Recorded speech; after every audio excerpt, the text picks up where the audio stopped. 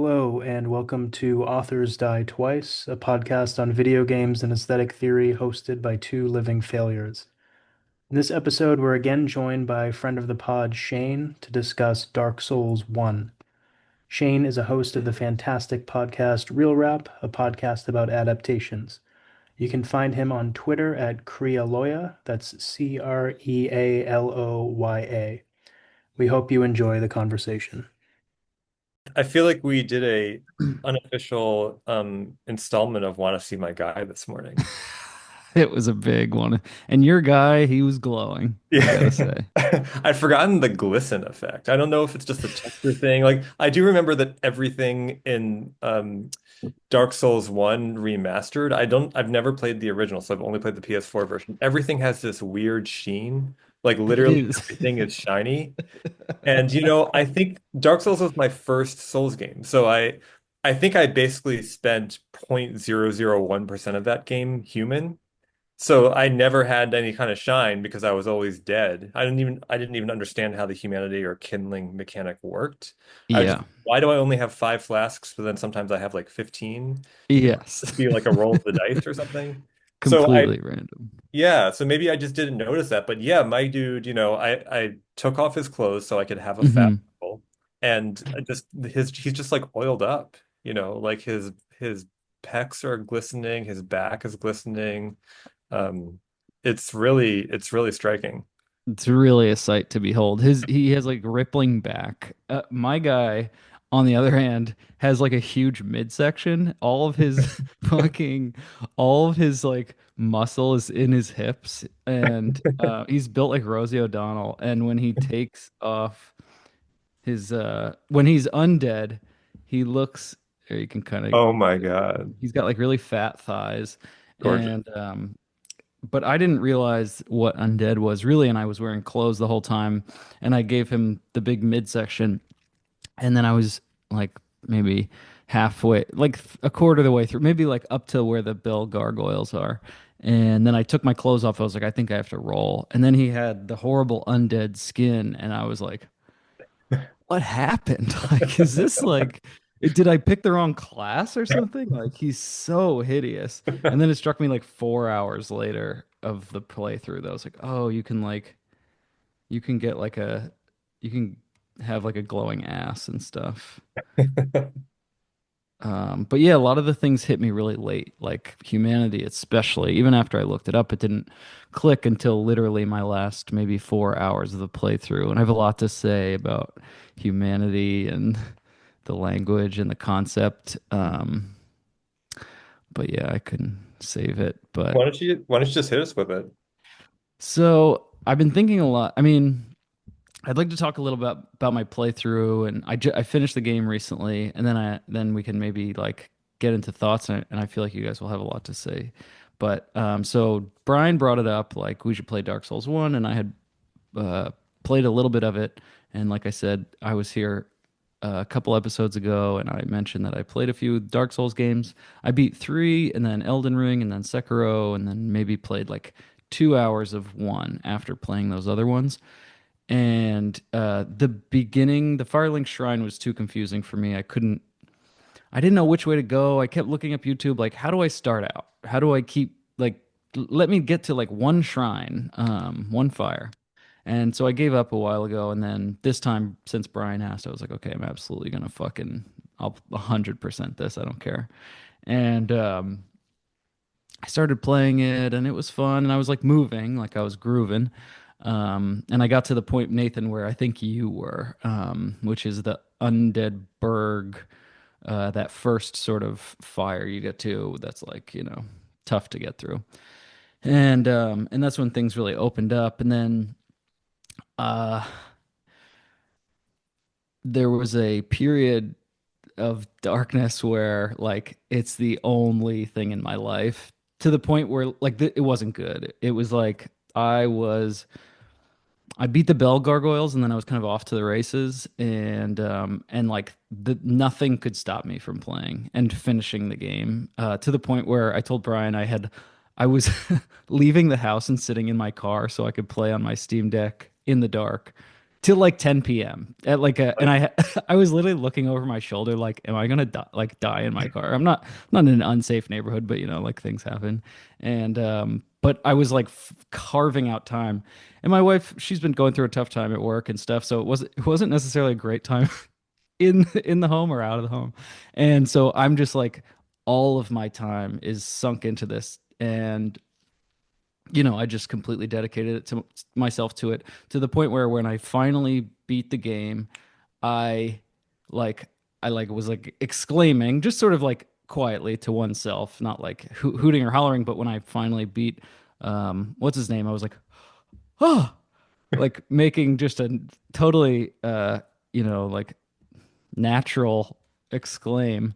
And then when it was over, I felt completely lost. Like I was like, well, I have to there's got to be something else. Like I got to keep, and I still have this feeling. I finished it maybe a week and a half ago. I still have this feeling like, well, I should go, and maybe there's like there was that one door or something. So that was the playthrough. It's over, but yeah, the effects have not worn off.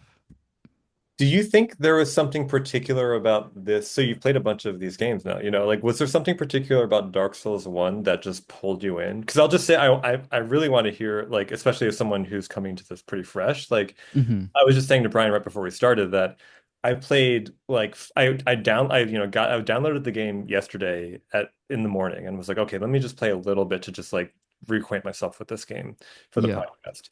And I played 5 minutes and I was like, nope, nope, can't do it. Like I've been playing so much Elden Ring, Mm. and it just felt like so clunky compared to Elden Ring. And then last night I had a little bit of time and just fired it up and figured, okay, I'll just do my due diligence here and got absolutely sucked in. So I've played Wow. 7.5 hours since yesterday, 8 p.m. Yeah, I just rung the second bell of Fuck. Awakening in Blighttown, and Oh basically my stopped there. But God. even like, I mean, literally, Shane, the same thing. Like, when you were like 15 minutes, I was like, hell yeah, like more Dark Souls. So I was exploring the swamp, I was checking out the Great Hollow, right up until like a minute before hopping on this call. So Wow. there is something, I mean, I want to say I felt something similar of just like absolute absorption in this game. You Mm. know, and I would say I mean, Brian, you said as we started, like it's a more, it's so much uglier. I think you said it's so much uglier, but also so much better than Elden Ring, in certain ways. And I do think it's just like infinitely more absorptive than Elden Ring. Well, I gave up on Elden Ring playing it recently, because of I think the like vastness of the directions you can kind of go in and as somebody who's played it before, like okay, I can go in this direction and it'll kind of guide me in this other way. I learned this playing Subnautica, where they would do play testing and then they would see where players would go in this vast open ocean, and then they would just map mainline objectives onto the places people went most based on like Hmm. what they saw in the distance or something. So you can kind of get that sense in Elden Ring, like playing back on it. You could if you could see the map markers in the map, like let's say you're just going to go find map markers, they line up like main objectives and main areas on those map markers. Like you'll just see the entrance to the underground gazelle area or whatever right near a map marker in the land. So you can go in a lot of directions, and that kind of just felt like, well, I don't really want to like traverse. I don't really like. I wanted a more linear experience, I think, with that. And with this, I really was like fed that. I know that it's more like you can go in like three directions, I guess, instead of just being a vast open space. And I find all the limitations of Dark Souls 1 to be like super in its favor. I think of it in terms of almost like Counter-Strike, where in like a lot of ways, because Counter-Strike is like a very limited game that has like unlimited playability, and it's like because of its constraints that it is so excellent. And like I think of it in a binary of like I'm either hit by a bullet or I'm not hit by a bullet, and my hitbox like there's some things with my hitbox, but I'm like almost like these two rectangles. Like I have a head rectangle and like a body rectangle. At least that's how it feels because everything in Counter-Strike is very rectangular. You can see in the photo behind me, this is the Bell Gargoyles fight on top of the cathedral, and you can see everything's like a polygon. And something about like I know exactly where the distinct edge is. I know if I step on it, I'll fall off. I know if even if I can't see the health in the corner, I might have like a sliver, and it's like a binary of like, am I hit enough or am I dead? And like it's unforgiving. There's not like a mechanic that saves me from death or something. And I just find that rigidity so like I don't know. It's just there's something ineffable about it that really keeps me engaged and makes me want to uh it's like it's set out these really strict rules and you have to abide by them, and it's not going to like appease you as a gamer to like keep going, or like, hey, you tried, come on man, like get back on that horse. It's like, no, fuck you, like I you just keep dying, it doesn't matter.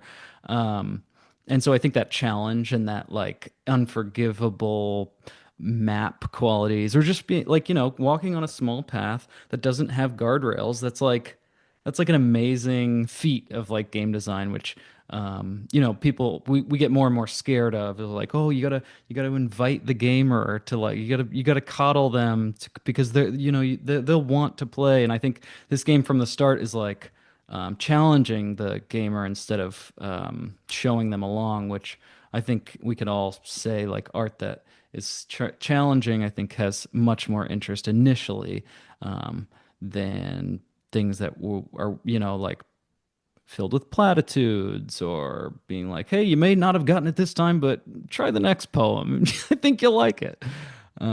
Something about that I think is just alluring to me personally. Yeah, absolutely. I think constraint and what was the word you used? Like rigidity. Like those are such, I think they're such great terms for this game.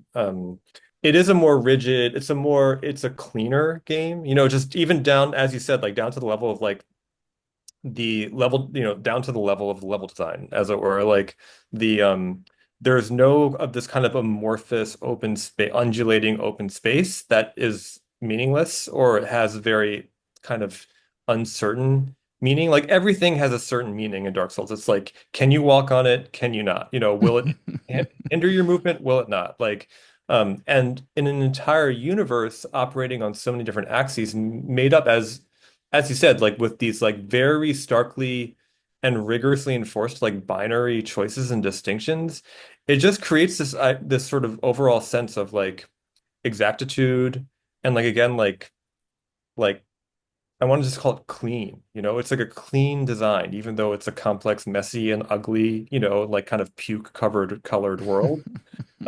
It's such a clean work of art in that sense.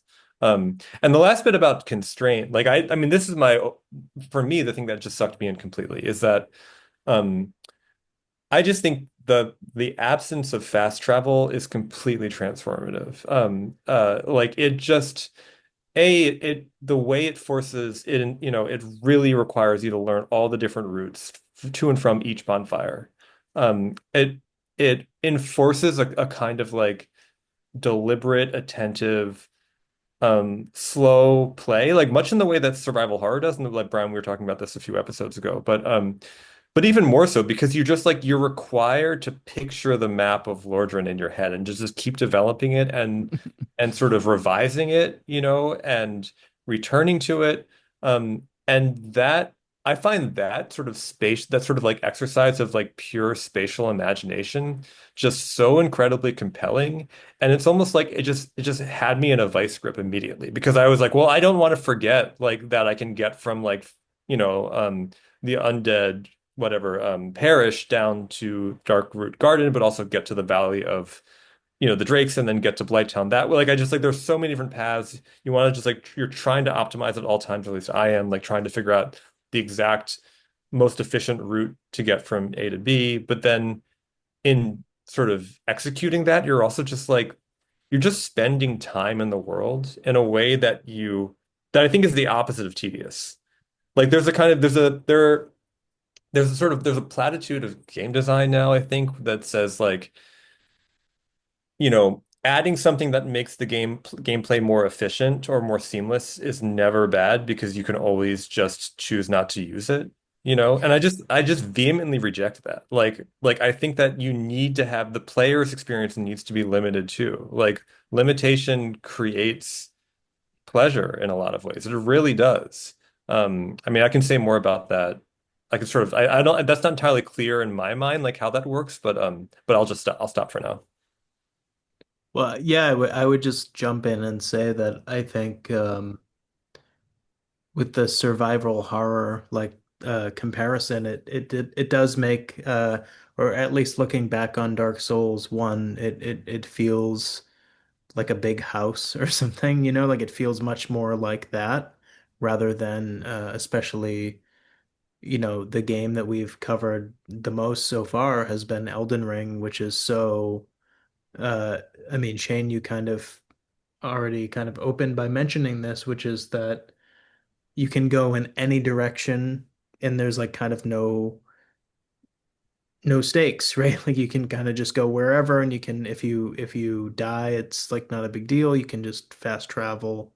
You have this big map that you can locate your coin or your little site of grace or whatever and fly back there instantaneously. Whereas in Dark Souls, you have to like go back uh sometimes pretty difficultly through certain rooms or certain areas or certain, you know, pathways that link up in really unexpected ways. And Nathan, I know you know, we've talked about this a lot, but like the ways the connections between different places in Dark Souls are pretty inscrutable like you know until you actually find them, right? And I saw you doing that a little bit in your playthrough today, right? Like there's like you get down all the way down and then you find a key somewhere and that key you don't know where it what it opens, you know, there's no real clue, which is similar to what they're doing with Elden Ring, but also again has more stakes because what it opens is going to be much more specific and can't be reached in another way usually. Yeah. Yeah. No, and the way you just, I mean, that is the logic of Resident Evil and Silent Hill too, right? Like you get a key from a hole in a gross hole in the wall that's just like a key to some apartment room like three buildings away. It just makes no sense why it would be there. And even more so in Resident Evil, which I just replayed, Resident Evil 2, where it's like there's these talismans that you get in the police station, like a jewel, then it's just like the connection is takes like five different steps to make, but you're just like supposed to just kind of infer it, or sort of stumble on it organically, you know? And it's totally apt because I do think you're right. Lordran is a giant house. I mean, in many ways, it is a survival horror level or world, and that like you're similarly just constantly tracing different paths between the same locations. And part of the beauty and the pleasure of as we discussed previously, but like of the survival horror genre is how vivid and tactile, right, and concrete these spatial environments become just because you have to know them so intimately and you're not constantly looking at a map, you know? And it just strikes me that that's the opposite of Elden Ring. Like I've played now, when we started this pod, I said I'd played 500 hours of Elden Ring. I'm now approaching 600 hours of Elden Ring somehow, Wow. like whenever we started January. Um, but you know, even so, I don't think if I didn't have a map, I could get from, the starting Grace in Limgrave, like the first step or whatever it is, where you have that panoramic view, to like the well, like the Misty Woods. Like I don't think I could actually get to the Misty Woods. Definitely not efficiently. I could probably eventually stumble. I know it's like east, but I genuinely have no conception of how one gets from point A to point B because you're just constantly staring at your map. Once make your way there, you're just warping constantly. Um, so therefore, the lands between just never becomes like real in the way that this weird little haunted house universe does. Yeah, so much of I'm thinking of so many things, but I this this ma the map and the navigation, it's asking me to use real skills that I need to develop in real life. I need to like have spatial awareness. And I'm a pretty big victim to Google Maps. Like barely know how to get around my own neighborhood because I'm constantly searching my own fucking address from like across town. And I've totally just outsourced my ability to like locate things across town. But this game really challenges that, and it's like there's nowhere online that maps it out actually well. I think that you have a Nathan, you have that picture on your wall, and it's the best representation I've seen, even though you said like no, it's not right. It's like the only way you can really represent like the different areas of this game. And Yeah. there were many times where I was like, well, how the fuck do I get from like I don't even know what this is called to like I don't even know what the other place like from blue to green. I Yeah. remember I did it once. Like, how do I? There's got to be some shortcut, and I had to do this with boss runs many times where I'm like, okay, I don't need the boss walkthrough. Like, I'm actually fine fighting the boss, but how the fuck do it? Like, am I running up the best way? And like, none of the walkthroughs on YouTube would like show the person going from the shrine to that.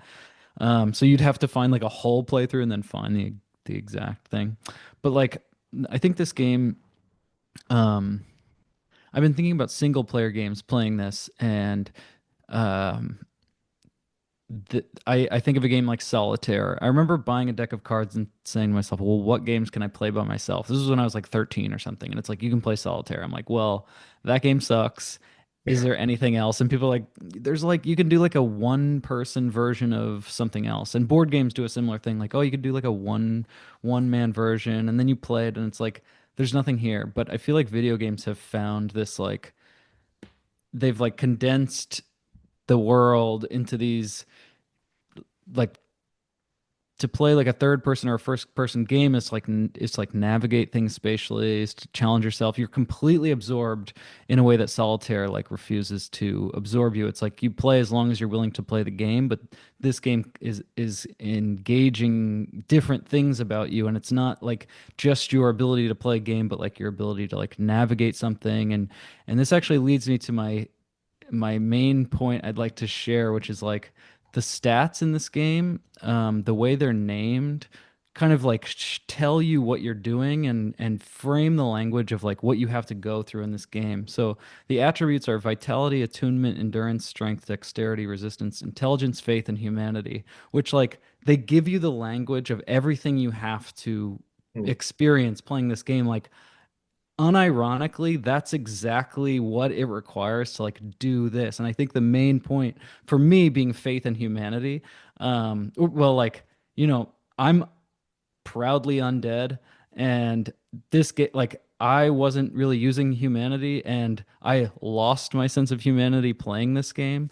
And you know, maybe that was like a result of I just didn't level humanity well, I guess, in my real life. That led me to just playing this game for hours and hours. But I think that like I I often feel that like a work of art is always going to give you the tools to engage with it, and nothing outside of it is going to help you. Like you can bring like I don't know your knowledge of video games in general to Dark Souls, but it's not going to help you beat Dark Souls, and it's not going to help you understand it better because it's often like very different. I mean, you can like contrast things, but I think with the attributes, this like the way they name the stats, it's like exactly what you could tell that they want you to go through the thing that you're going through by mentioning things like vitality, endurance, resistance, intelligence. Like all of these are like functional things I have to level with in myself, specifically like endurance. I have to like exhibit that behavior while playing this game. The only thing is that like it's not cultivating these qualities in me. I don't think it's like almost sapping them from other parts of my life. So when I was thinking about humanity, there's this weird thing about it where you don't know what it does, and it's not described to you, and even when you use it, it's not clear. And I had to keep looking it up and keep reminding myself, and then I think it hit me at one point. I saw a playthrough of somebody doing the depths or Blight Town, and they were like, "Oh, you're really gonna want humanity." And so I saw him do it, and it was like, you have to go into the shrine or the flame, the ember. I don't know what it's called, and then you have to undo. What is it? You have to Following it? un yeah, undo hollowing, and then you have to fucking do another step, and you have to do both. Kindle. Yeah. Kindle, yes. And so then after you do that, then you have the extra Estus from that fire link. But then if once you undo the hollowing, then you are buff and sexy. And so that um but you when you do that, you have the ability to lose that. You'll always get extra Estus from that, but you'll lose your little humanity counter, and that will stop you from being able to summon, and and you won't be able to invite invaders. And so I was thinking about this. To have humanity is to not only have help, but to have things fighting against you, and you can resolve, well, I will just not have humanity, and I won't get help, and I won't invite invaders. And it's an interesting thing to say, I'm giving up humanity so that I can, push away the bad and not invite the good. I'm willing to just coast through and have maybe less Estus, or I'm not always going to be chasing around my fucking dead body. Sorry for cursing so much. I'm not even going to always be chasing around my dead body, like picking things up. I'm always having to like keep these things in my mind. And it made me think, okay, how does this like reflect humanity as something in my regular life? How does like if I forgo humanity, let's say like somebody on the street needs help and they ask me for help and I say, no, I can choose to have no humanity in this. And I resist, what might be a positive or a negative interaction. I opt to have just a neutral interaction and just avoid completely. So you can, and it's this commentary on the idea of humanity of like, you are agreeing with life to continue engaging with it and inviting good and bad. So it's like a cost to you, and it's not necessarily that the good outweighs the bad. It's just saying to your own life, I'm willing to go through like strife and hardship in order to experience more of the fullness of life, or more of the fullness of this game. I want to see who I can fight. I want to see who can invade me by engaging more with the game fully. I open myself to all these risks, but and I end up having to, be in this rat race of going to my dead body all the time. But I get to see a more realized version of the creator's message, which, Mhm. it makes you use that language of like, the creator. And Yeah, that's super interesting. I'm still chewing over, I mean, yeah, the sort of semantics of humanity in this it's game. crazy. Yeah. I find myself just sort of thinking about it. Like, what is this then? What does that mean? And there was this item, and I saw the description. It said how precious humanity is to somebody who is like so hopelessly undead, which I found really profound. The language that this game uses to just it makes you say, well, I'm low on faith right now, so I can't really use a lot of sorcery. Or you say sentences like, I'm undead, like I can't get any help. I'd have to go back and get humanity, and then I'd have to come back to where I was. And you have to say sentences like that, which I find just like absurd and kind of beautiful to like. These are words like dexterity and endurance and strength and attunement. It's kind of like I would say cringe to say these about like, oh, I'm showing a lot of attunement to like something today, or like in regular life you don't say these things, but to have the game frame it for you and say like, oh, I need a little more resistance when I'm going into this battle. Um, it's like sentences that are lost to time or something. So you kind of rediscover these kind of qualities that a person can have in like a experience, I guess. You, Yeah, I mean, the last thing you just said just triggered something, which I think, Brian, maybe you know exactly where this is. I think there's somewhere in Roland Barthes, the preparation for the novel, of the novel, lectures. He says somewhere about like how certain sentences do, um, like the conditions for the possibility of writing or saying those sentences disappear through history. Mhm. And one that he notes is like his example is the wretchedness of man. He's like, that's like such a powerful phrase. It's like a real phrase. Like, who among us has not gone home after a party and just felt struck, like just like consumed or just, destroyed by the perception of the wretchedness of man. And he says something like the historical conditions of that sentence are gone, but it still is so meaningful. Yeah. And so, I feel like that's something, I mean, that's true in a kind of formal level to like what you're saying about like I'm evincing attunement or my attunement to the world is being tested by this work of art. But also, like this is a game that fully embraces the wretchedness of man, or or the kind of or some sort of dichotomy between wretchedness and the state of being human. Um, I mean, this is something I might talk about later, but I really am again admire and am compelled by the way in which this game is willing to embrace and create not like discomfort, not like annoyance, or difficulty, but actual misery. Like misery is the word that occurs to me when playing this game in certain places like Blighttown, which is one of my favorite levels in the entire series. And it like that's qualitatively different from anything in Elden Ring. Like again, like there's nothing in Elden Ring that's miserable. There's stuff that's difficult, but misery is a whole different experience and affect. Um, but yeah, just staying, but like I'll table that for a second because I want to go back to Shane, what you were saying about just about humanity in particular. Um, because yeah, it strikes me that one of the great mysteries of the humanity mechanic in Dark Souls, or what makes it so provocative, is precisely that it seems so meaningless. Like it's like all this work for humanity and for what? Like you're functionally not, basically not any different. Your avatar controls exactly the same way when you're undead, as when you're human. You're just sexier, and you can have a slightly more diverse range of experiences. Um, but but yeah, like it's partly striking because I think for me, Dark Souls and Souls games in general are games that really wear proudly, like on their sleeve, how inhuman video game existence is. Like, again, this like I like this is the note that I end the Bloodborne book on, but that like these games are like rigorously inhuman, in their logic, in their affect, and the kind of experiences they're representing. What they're evoking in the player is somewhat different, but what they're representing is just so alien. Um, and the characters have no inner lives, the characters have no desires, like they have no thoughts. So even when you're a human, you're still effectively a zombie, but you're a glistening, glowing zombie.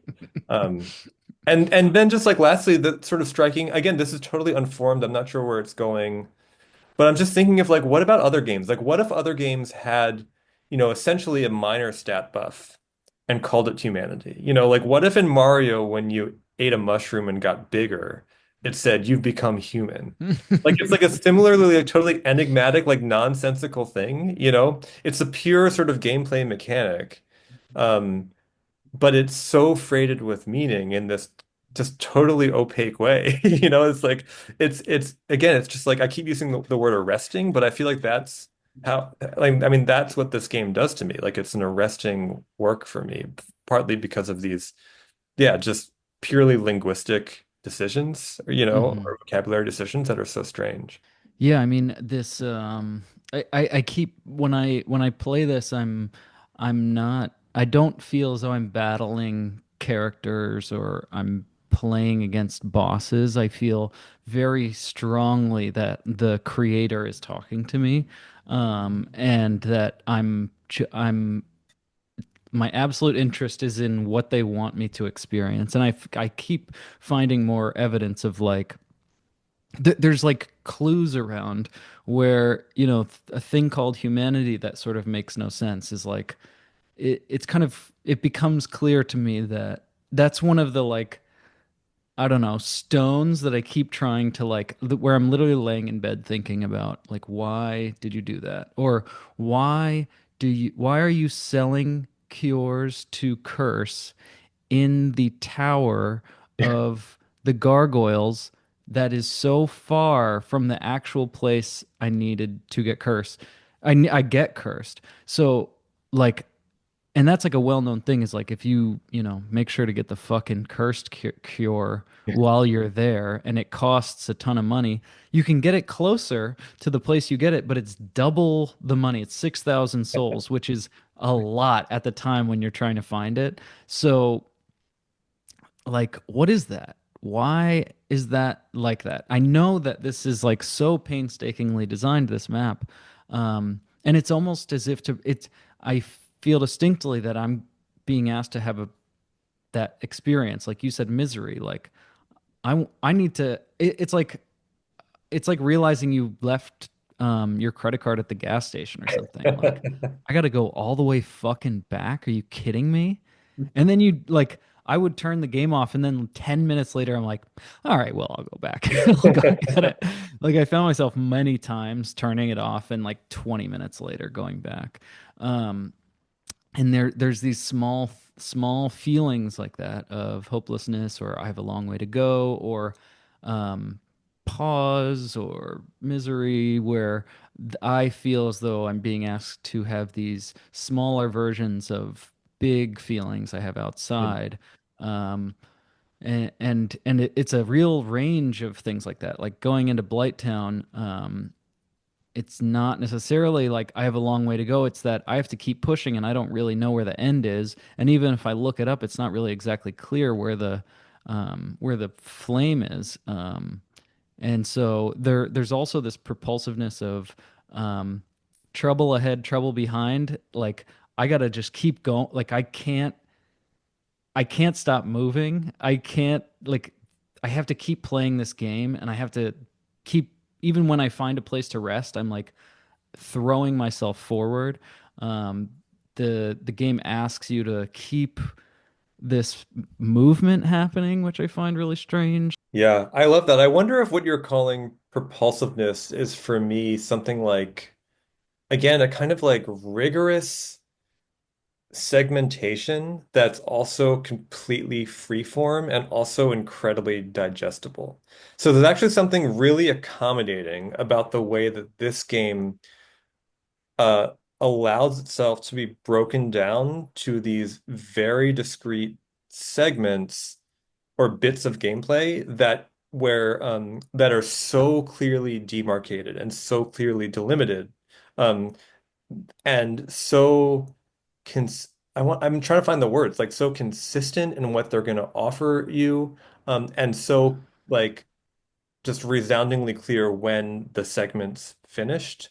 Like, okay, I got a bonfire, session over, Even, I mean, I think this is the thing that pulls you back in. It's like, okay, I'm done. Like, I'm not there. No, fuck it. Like, I'm not going back and getting my, like, the curse cure when I'm all the way down, at the bottom of the Great Hollow. But then it's like, well, wait a minute, actually, you realize, like, playing, traversing from wherever I am, like the depths, back to the top of that building and the New Londo ruins, like that's essentially like an like yeah, just a totally clearly a video game traversal challenge with a kind of crystalline precision and clarity Mm. that you've basically made for yourself or that the systems of the game have produced somewhat organically or dynamically for you.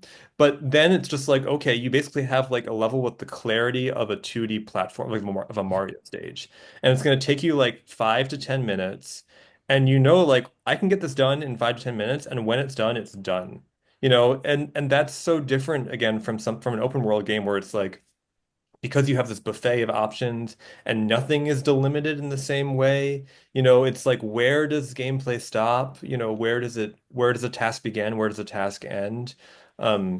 There's like because I've had that experience too. When I turn it back on after like a rage quitting and I'm like, okay, let me just go 15 minutes. Let me just like get back to the blacksmith and upgrade my weapon. Like that's the kind of like a little micro session it's just so resoundingly clear at every level, at the level of like intention, at the level of spatial traversal again, at the level of like exactly which enemies you'll encounter, and then like not to repeat myself, but like when the task is done, I don't know if I'm being clear here, but I just feel like there's a sense in which this game is so imposing, and so large, and so it is freeform, like it is basically an open world in its way, and yet it it's like an open world where if you were to like visualize it as like reaching into like I don't know, like a sandcastle or something, and like grabbing a part of the sandcastle out, like just to like let me hold up this segment, this section of a castle, Brian, and ponder it. Like every time you grab a random bit, just totally haphazardly and pull it out into something that fits in the palm of your hand, it's gonna have absolute structure. Like there'll be nothing unformed or like raw or like loosey-goosey about it. Like it'll just be like it'll form itself immediately into this like beautiful little geometric construction, that it has its like own sort of aesthetic satisfaction. Yeah, like that's my run. Like that's the run from one bonfire to another. That's what it looks like, you know. And you can sort of appreciate it independently as its own aesthetic object, almost, if that makes sense. Hmm. Yeah, I would say too. I mean, I guess maybe just to put a little bit of a spin on this, because there's there are so many angles and aspects of this game to talk about. We can talk about the Shane, as you brought up, the kind of like quasi philosophical language of the uh, upgrading and leveling kind of terms, right? Attunement in particular. It's like a Kantian term, right? Like this is what Kant talks about. But, playing through, I mean, you just played through this game for the first time, right? And so to play this game, the experience of playing the game, Nathan and I are talking from, I guess we've all finished the game, right? And like some of us have finished it uh more times than others, I guess, to put it that way. But when you're first playing through the game, it does have this like bizarre quality of you can go and you can always go in at least three directions from any point, right? And this is something that I think about a lot. Like in Elden Ring, okay, you can go in any direction at any point, right? There's no, you don't have to go down the corridor and there's a locked door or whatever. It's like you can go in any direction. You can transport or teleport wherever. In Dark Souls, you can, from the Firelink Shrine, you can go down into the kind of skeleton spot, but that's not a good idea. You can go up into Undead Burg. You can go, every single point in the game has like multiple paths to take.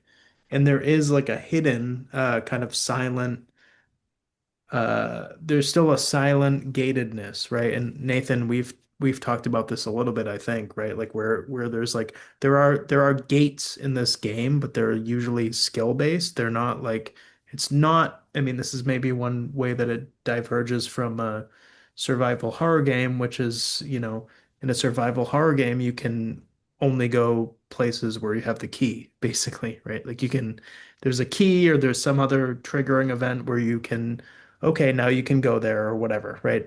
In Dark Souls, you can go wherever, but you're probably just going to die if it's not the right place to go. And so there is like a pseudo canonical path through the game, but that only exists after you've kind of tried out those paths and played through the game. Yeah, I think there's a point where you know when you're on the right path. And even though it was my first time playing, I could tell by the difficulty of the enemies that I was going in the right direction. And I started you become attuned to suggestion in that the brutality and the sort of binary, like yes, you're over leveled, no, you're under leveled. um, you start getting in touch with the subtlety of the game, and I think, from the outside it's just obtuse and difficult, but if you're willing to listen, or if once you know how people attack, or oh, it's impossible to get by. Well, everybody's a little weak, and you can kind of hit them all in two hits. It's just that there's many of them at once. You can kind of um, read the design. You become kind of like a translator for game design. And I think the games cultivate this. Like I'm shocked how much this game mirrors or like feels like Elden Ring. They didn't. I remember Elden Ring came out and I was like, well, this is just kind of Dark Souls 3. And then I'm playing this, I'm like, oh, well, they're all just stealing everything from Dark Souls 1. Like they did it and then they just did it again five more times. I'm shocked how much actually exists in this game, and I think it's crazy to cultivate the audience that they have with this as the first game, or that it didn't scale in difficulty later. They almost like they had faith in the audience, to like pick up what they were putting down, and then they cultivated like lifelong fans of the thing, and people that will keep coming back. And like I don't think that really happens in contemporary art anymore very like in different places. I think that there's like, like if we're talking about commercial art that's successful, like it doesn't happen with painting or with New York Times bestsellers. Like challenge is not really a part of it. So to think that they could cultivate like a subtle reader of this, and in a population who define themselves as, no, I'm not, don't come at me with Dark Souls is literary criticism. Dark Souls is some type of high-minded thing. No, please don't ruin my game with blah blah blah. Gamers are like pretty covetous about like the way that you talk about games, which I actually learned in reading this book. Oh, Fucking god damn it.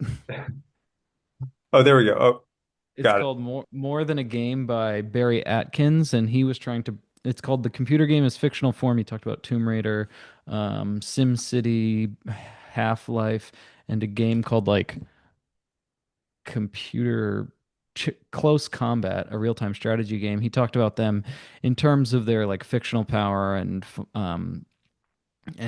kind of what we're doing, taking literary criticism to games. And the reviews were like, okay, like this is cool, but can you just leave games alone? Like, do you really have to bring this like literary language to video games? And so I respect that resistance, but I also respect Barry Atkins, of course, more. But like, there's this in a gamer is like not somebody who really wants to have a artistic experience, and yet they're so deeply subjected to one, and they become a really fine-tuned critic in playing these games. Like you've mentioned, Nathan, on like the Redditors that talk about this game. They're so deeply invested, and they're so in touch with the subtlety of the game and teasing out strange things. Like they find bizarre things about DLC. They figure out how to go to the painted world, maybe with a guide, maybe without. Like they are in really perfect critics of like, fine art in this way. I wondered if we could talk a bit more about Blighttown. Yeah. That's really fresh in my mind because I was literally just doing it before coming on here, trying to eke at every last bit of green juice from that beautiful area. Um, because it seems to me that Blighttown and the depths too, I would fold those together, both in their kind of like sewage aesthetic, but also in a kind of design sensibility, which is actually really, really specific to me. Maybe this is where I can like circle back to the idea of misery, because it's something that is totally lost in the series, I think, after this game. There's a kind of Blighttown-esque place in Dark Souls 2. That's the only Souls game I've only played once. I remember that as being somewhat neutered compared to this Blight Town, and certainly compared to the Swamp area in Demon Souls, which is hell on earth. Like it's the most miserable experience in a game I've ever, like, aesthetically and sort of on a level of difficulty mechanically. Um, but Blighttown is emblematic. Let me see if I can formulate this. Blighttown and the Depths are emblematic to me because they take that sort of puzzle box immaculate structure of the of the survival horror level. Not that that was a direct influence, but it's become a really useful comparison in my mind as Brian and I have been discussing Silent Hill. Um, and they both take, both the vibe, like the kind of just disgusting, rancid, like horrifying, in your face, gross out vibe, and the really intricate interweaving maze-like structure. That um uh these two things hang together as a kind of as a kind of survival horror version of fantasy RPG gaming. But also, they're disjunctive in that we talked previously, or I talked, Brian, like a few episodes ago, about how like that incredibly intentional, tight spatial design of the survival horror game, it incentivizes, or rather, for me, invites a sort of obsessive completionist, essentially like a mastery oriented playthrough. And that's exactly how I play these games. Like you maybe even you could detect it as if you were watching my streams today, but like I'm just painstaking in picking up every single item and figuring out how to pick up every item and killing every guy at least the first time I go through, even when they're like too hard or whatever. And for me, the ideal playthrough of a Souls game, even Elden Ring, which is partly what makes that game so stressful to me, is where there is not a single shiny left on the ground.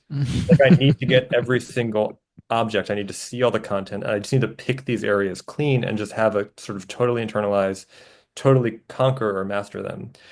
And what's really striking about Blighttown and the depths are that they actively resist that kind of mastery-oriented play. Like they're Mm. so confusing, they're so complicated that you're never, it would be very hard to successfully pick up every item. In the way that it's just Undead Burg, you can get everything pretty easily. There are lots of secrets, but you find the secrets. That's what's fun about it. I hesitate to even call them secrets in Blighttown or the Depths because it's really just a maze. Um, Hmm. and and so on the one hand, they evoke this kind of, or for me, they inspire this sort of Resident Evil-esque gameplay mentality that where they make me really, really want to um, sort of realize it. Like where I just comb through every inch of these exquisitely designed spaces. And yet they're just like, fuck you, you're not actually going to do that. Demon Souls is even worse in this respect. Like there's a lava area where it's basically impossible to A, like find your way, but B, like see every corner of that map because of these like there's various like the same there's like those like swarming flies or whatever that just again make your life miserable that you can't actually like you're never going to kill every fly in one of these levels. But also these twisting passages where you'd never be able to navigate them completely because of all the drop downs and all the blockages you find and just how insanely confusing they are and the sort of time pressure of like running out of resources. Um, so they're like, yeah, it's like this weird push-pull of like, don't you want to like 100% this area? And like, sorry, man, like you're never gonna do it. You have to give it up. And it's so acute for me, like both the urge, the sort of obsessive urge to master the space and like the total conviction that I cannot do that. Yeah, the those are definitely like the most concentrated like IV drip of frustration for the whole game. Like I Yeah, never went back after I had gone through them. Depths gave me so much trouble. Just figuring out how to go through, like navigate it. I never really figured out because you're supposed to fall down at a certain point. Um, you're supposed to fall down the big hole, and then that's when you get cursed, and when you have to like maybe undo it because of those frogs. There's such a dynamic of enemies, like doing different things to you and kind of always on your tail, especially in Blighttown, the mosquitoes where you can't really reach them if you have a sword. no. It's and you're all the while on these like chopstick um chopstick structures that look all alike, so no matter where you are it seems like you're in the same place, and you could always fall off. You're never getting closer to the actual ground or anything. And then and then when you do get to the ground, it's a whole different area that's poisoning you. The mosquitoes are still there, but then there's new enemies. There's huge enemies throwing boulders at you, and then the swamp is poisoning you. There's no way to physically map that out, like in your head or otherwise. I think that it's like such a challenge to the rigidity of the rest of the experience, where it's like, all right, it's at least well lit, and I know that like, okay, there's enemies here, there. That's when the enemies actually like scale vertically, and people are shooting poison darts at you from a place you can't actually get, or it may look like you can get there, but you can't because of the chopstick structure. Um, and I think that produced in me the most propulsive, like, just get me through. I don't want to kill anything. like if there's a bonfire, please let me see it. I I couldn't like I couldn't handle that part of the experience, honestly. Yeah, and you're so right that the mosquitoes basically break the combat mechanics. And that's what I mean by misery and not difficulty. Like, I guess you could call it being unfair, but it's like, but it's also real, like Brian, like to use your term, like it's also realistic. Like that's what a fucking mosquito-ridden swamp would look like. It would be like, like you're not gonna swing at it with a sword and magically hit it. Um, the mosquitoes in particular, again, are I think are paradigmatic of this particular disposition of these areas, and I would include the Swamp of Sorrow and Demon Souls also, which is basically the Blighttown prototype. Same rickety, as you described, chopstick passages, sort of like shantytown built on the edge of a sort of polluted cave basin, with these like little bugs that are swarming you. And it's just like, you haven't even given me any tools to deal with these bugs. And so while this is clearly like one of the most intentionally and deliberately and sort of painstakingly designed spaces in the game, like you're making it so that it's unbearable for me to appreciate that. Like, if you made it, if you took away the mosquitoes and broke open the ceiling so that there was light flooding in, I think we would look at the design and be like, look at this beautiful lattice work of verticality, and paths stretching up and down, in and out, like this wonderful feat of multi-leveled spatial design. But they're like, no, we're going to drown it in pitch blackness and we're going to fill it with these mosquitoes that you cannot kill, and they're going to hound you and poison you or bleed you to death, and you're going to be shot at from the dark. Basically, anything that can make your life unbearable, we're going to add to this space, And part of that is like, actually, we don't care if you admire this beautiful thing we made for you, um, at all. Like you're incentivized to actually not admire it.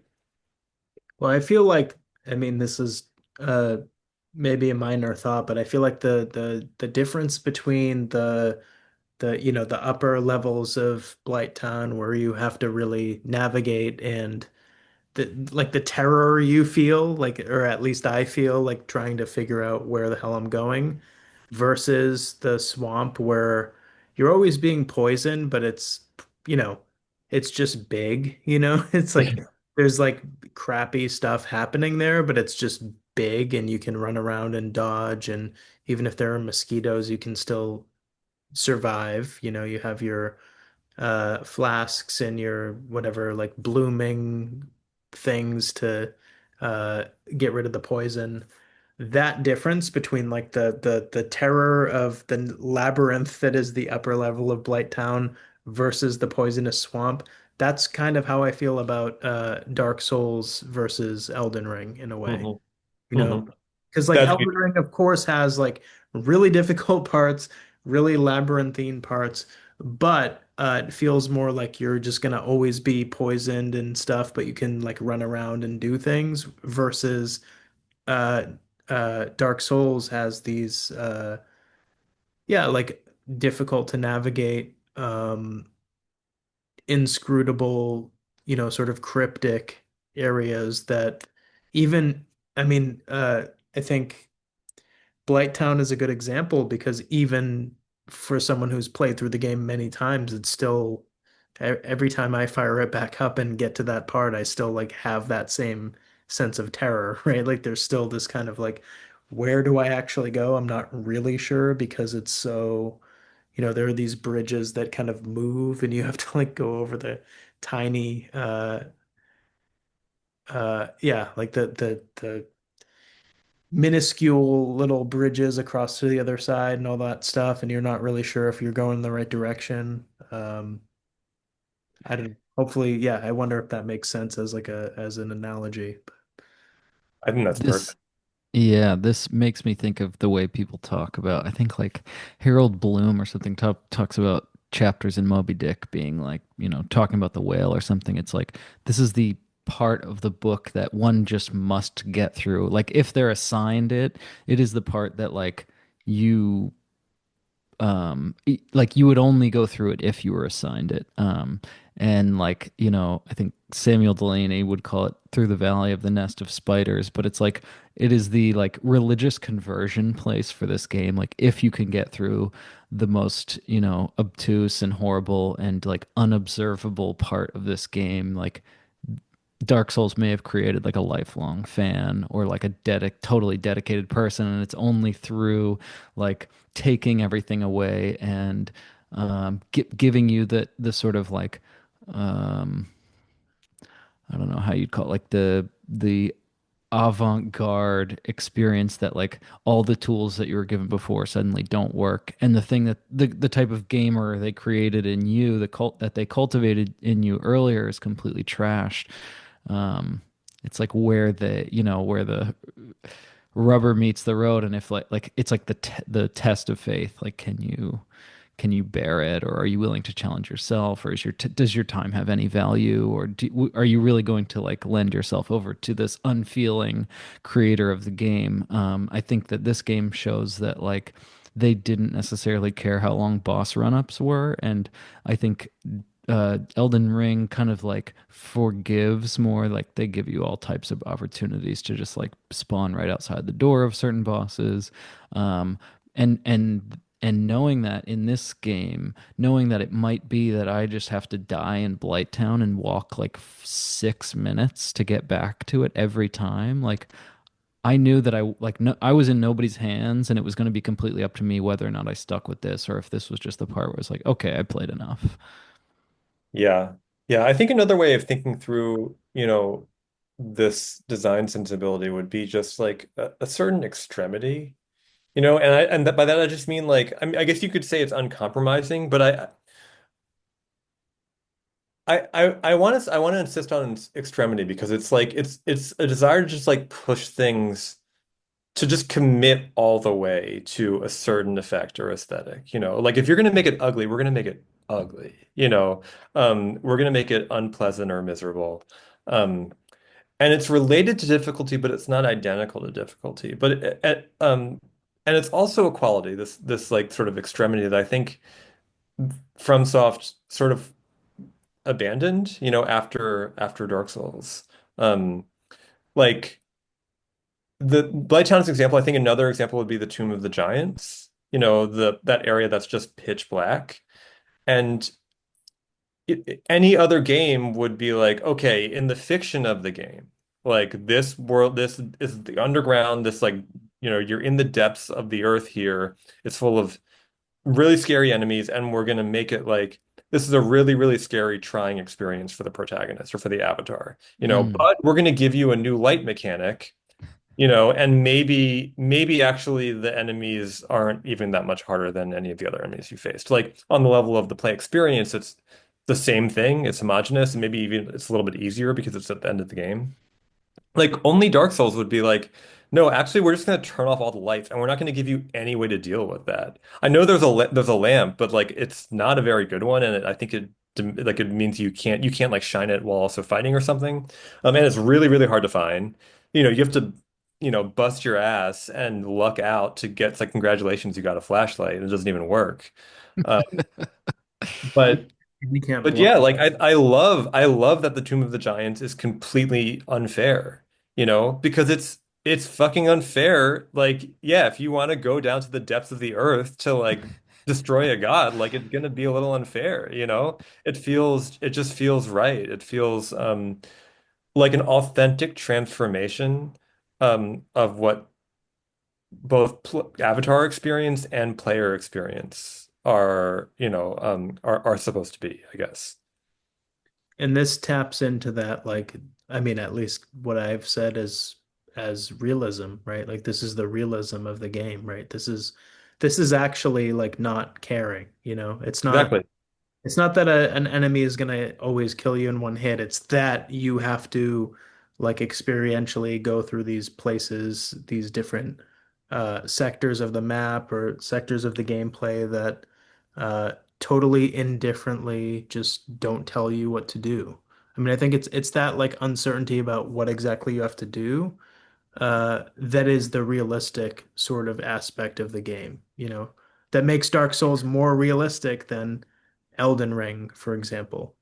Exactly. I mean, and again, just to go back to Tomb of the Giants, like, Mm. yes, okay, so we built this lock-on based combat system that functions in its ideal state in a perfectly level, like flat room, right? Where you can circle at your will and sort of measure out your dodges and your blocks and your swings very precisely. You have total visibility. The camera's not in the way. You know, and they're like, okay, we're not going to change the mechanics just because we put you in an environment where none of that shit works anymore. If you lock onto an enemy, you're just going to walk right off one of these little pencil bridges. You can't see anything. You don't know where the hits are coming from. How are you supposed to time attacks against those skeletons when they're just hitting you out of the dark? Um, but again, it's like, yeah, well, the human body doesn't like the mechanics of the human body aren't great in dark caves either.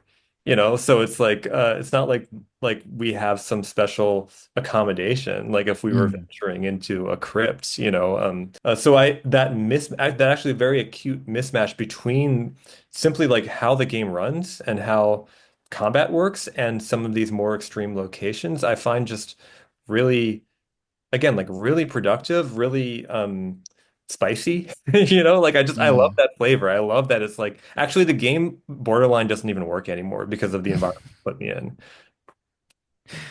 That's so the notion of realism, like I'm thinking because I don't know what conversations you guys have had about realism before, but it makes like this to call any part of this game real or like realistic is like kind of absurd, but I'm thinking like when a game can formally get rid of the contract that previous games had with the gamer where they said, well, it has to be fair for the person that's playing. We've described it here. It's important to give there's like every game has like a, what's it called? A skill, um, what is it called? Like a Curve. asymptotic, yeah, skill curve or whatever.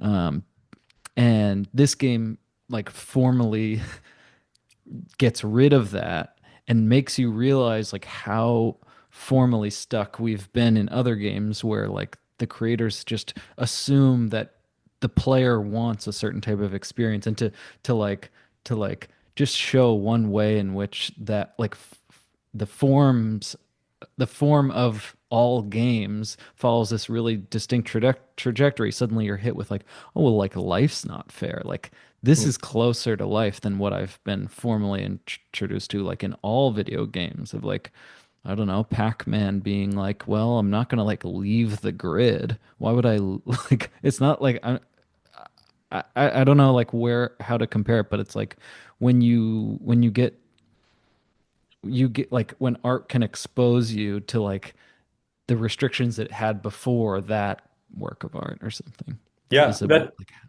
it that's feels. exactly what I felt playing this game for the first time. And nowhere did I feel that more intensely than in the part in Anne Orlando when you have to walk on the flying buttresses. I mean, that was Exactly. exactly the thing where it's like there's no reason in reality, as absurd as it is to say, that like this avatar who wanted to get into the church wouldn't then just climb on the flying buttress. But like we're so conditioned by games Yes. rigorously dividing traversable and non-traversable elements of architecture. And the flying buttress is like, or whatever the strut, I'm not sure what the architectural term is like the sort of the environmental set dressing element par excellence. Like never would you be jumping on one of those things except, previously, except if you were trying to glitch, right? Or trying to sort of break the bounds of the game. But here it's actually the intended path, and my brain just could not compute that. And that was actually the moment in the game that stumped me more than anything else playing blind. 100%. 100%. I think I looked up a video and I was like, holy shit, they fucking did it. They made me walk on that. Like Yeah. it was just this is why I mean you said earlier, Shane, something about like um I forget exactly what you said, but it's something about coming to this game. Like the question of do you come to this game with gamer knowledge or not? And I actually think there are a lot of ways in which gamer knowledge just holds you back in this game. Hmm. Like that was just ingrained gamer brain. Like, oh, I can't Hmm. walk on that, or even if I can, it's not that I can walk in it because actually I was fairly convinced that I could, but it was like, why would I walk on that? Hmm. Why would I ever interact with something with that particular type of architectural object? Um, and the game just blows that wide open. Well, and that completely. supposes that realism is double then. So as Shane, as you said, and as Nathan, you just picked up on, like the realism of Dark Souls partly has to do with how it, pushes back against or kind of reinvents some of the previous gamer knowledge or, things that we would know from other games. But it also is just like I would say that as we've sort of been talking about, like it's realistic within its form. Like Hmm. so again, going back to the Tomb of the Giants, then like there is a realism of being in this totally dark place without a new, as a gamer, we would expect, oh, well, here's this new tool that you can now use, right? Like, oh, congratulations, you've gotten to this more difficult level. Here's a new attachment or a new tool or a new, thing that you can use to like make it easier to navigate. And that tool is now like specially designed to like help you get through this one part, right? Which is totally unrealistic, right? Like that's like what happens in games, but that's like not at all realistic. So I think it's like both within and without the game, right? Or it's like both with reference to other games and also only imminent to Dark Souls itself, where I feel like it's more realistic. Yeah, in that like vein, then in the crystal cave, invisible floors are like a form of realism in that like it's asking you to do things you might do in life when you're faced with like a challenge, and it's like you just might not have the tools as a person to navigate like a difficult job interview, and like it might require you like acknowledging that life is not fair and either stepping out or like showing ingenuity or like getting yourself out of like a physically dangerous situation, like thinking outside of the box. You're actually required to like think outside of the form of the game and like think outside of the bounds of the game in order to like navigate invisible floors in the Crystal Palace. And it's like, well, logically it looks as if there's things landing on this invisible floor or like there is a message on the invisible floor. So it's like, well, that's telling me, but like certainly that couldn't mean this thing I'm seeing, which is its opposite. What I've trained to know is, no floor. Um, Yeah, I think most or many games will, even some of the best games, will introduce a set of mechanics and concepts and then sort of play this, virtuosic game of like how many ways can we um sort of how many different forms can we serve you the same thing?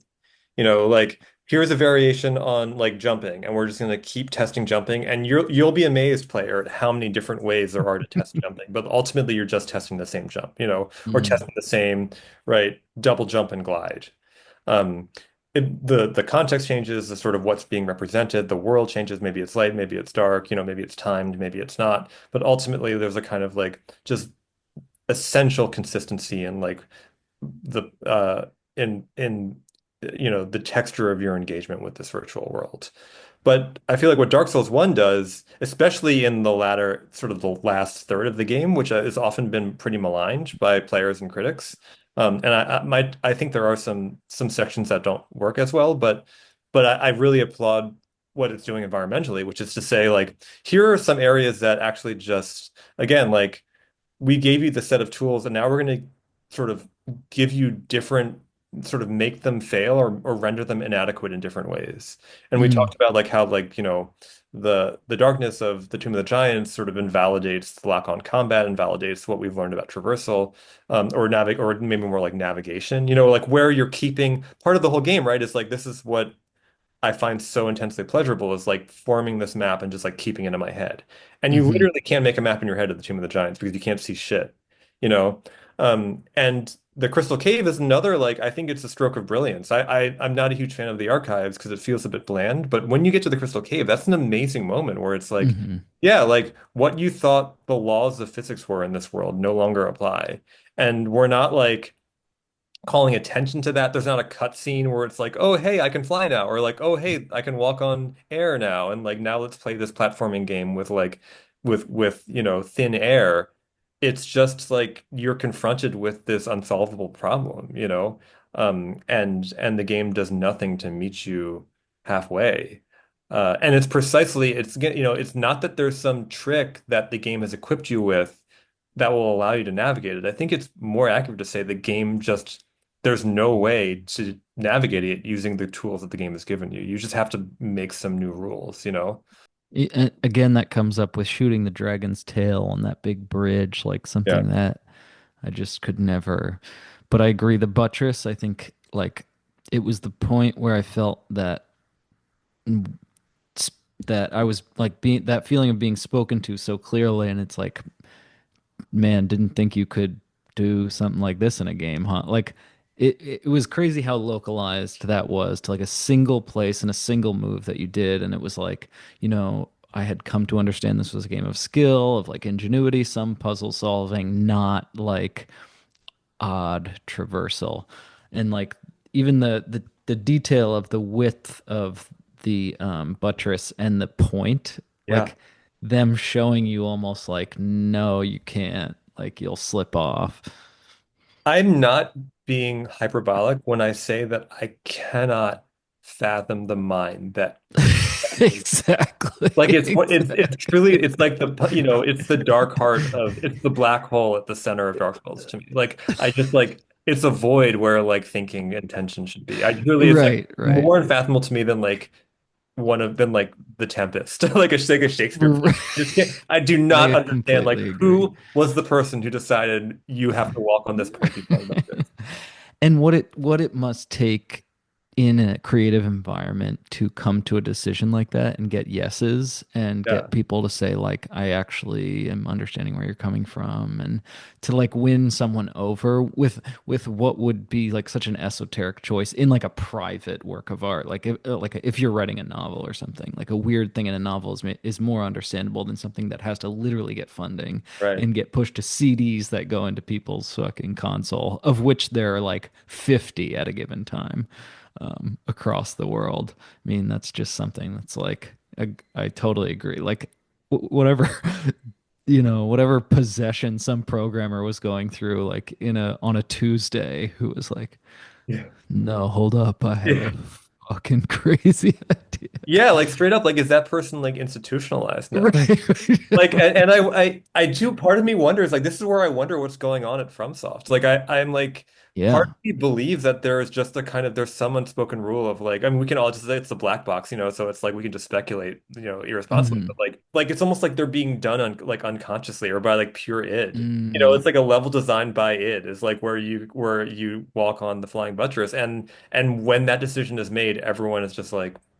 Yes, that's it. Like because you would imagine it's like how much playtesting would be involved, like how many times at this or any other studio, it would, there would be like, even if, the player were asked to make this sort of spatial geometric leap, like there would be signposts, there would be yellow, Hmm. there would Hmm. be an NPC, there would be a cutscene, there would be the character going, "Huh, I wonder what that leads to." None of that whatsoever. And I played without, like, I assume maybe if I when I get to that point now, there will be some messages, maybe, but when I played Not for without me. messages. So I Yeah. was just, um, it really feels like that to me is the distillation of the absurd. And I do Mm. wonder if like this is probably totally fictional and whatever, or fan fiction or impossible, but I do wonder with these games sometimes if everyone like recognizes the absurd when it authentically happens, and it's just there's like a blanket, like if it's authentically absurd, it's okay. Like we let it in. We don't need to deliberate about whether this is obtuse or whether this is impossible Mm. for the player to ever understand. But it has to be authentic. It can't just be like shock value or like, let me try to break your brain now. Like, Yeah, I what's think. sorry, yeah, I mean, just like what I'm just like so struggling with this, but like part of I think what's so fucking weird and just destabilizing and decentering about that moment is that it almost seems like it's not for shock value. Like it's almost like Right. Right. no one even thought about it. Like, that's why Right. it seems like it was made by a computer or something, or made unconsciously. Like Hmm. it's specifically not, I'm gonna break your brain now. It's just like somebody's insane leap of logic that we just have to follow. Well, it's realistic. Completely agree. That's the whole point. That's the realism of it, right? Like that's why it's realistic. There's no, it's not signposted. It doesn't make any fucking sense. That's why it's Hmm. realistic. You know, Yeah. The like buttress is not really designed. Like it's not. It doesn't have. It's not like engraved on the side or something. Yeah. yeah, And I feel this way about some books that do things where I'm like, is this writer really doing this right now? Like, do they even understand that I just had this feeling? And I think that's like the most for me in like books, the most impactful thing is like, did I really just pick up on that? I couldn't even point to where it happened, but like it's happening. I don't know if you guys feel this, but there's this Stanislaw Lem book where he writes an intro for his own book as if he's like in this just bizarre perspective I can't even describe. But when you start reading the book, you're like, was he doing something with the intro that like wasn't like you just couldn't tell what he was doing, and it produced this feeling of like total ineffable. Like, did he really mean to do that? Because I have such a crazy feeling right now. And this like totally mimics that like thing that for me is totally reserved to novels and stuff. Should we end here? I feel this good this I mean, a lot of our segments are sort of they're only recognized after the fact. You know, I feel like we this is a pretty decent enigma of the week is what was that person or people, what Yeah. God's name were they thinking? Thanks for having me on. Yeah, like, there's nobody else I can talk to about this stuff, and the game is so personal and deep, and yeah, this is the only place to do that. I know that Barry Atkins, this writer, he carried the torch in like 2001 of trying to do something that you guys are doing, and it really failed for him. And it's fun to see that like the what is it called? The secret flame is still lit, or what do you say, Nathan? The first flame. Oh, well, there's the magic lantern, but then The yeah, magic the lantern. first That's flame is the light source, power well, then source. right. there's also Soul Calibur, which is a soul still burns. And just say a soul still burns. A soul still I burns. believe Yeah. that's that's like the opening, little catchphrase. But dude, Soul Calibur would be a good game to That cover. would be good. All right, I'm gonna stop recording here.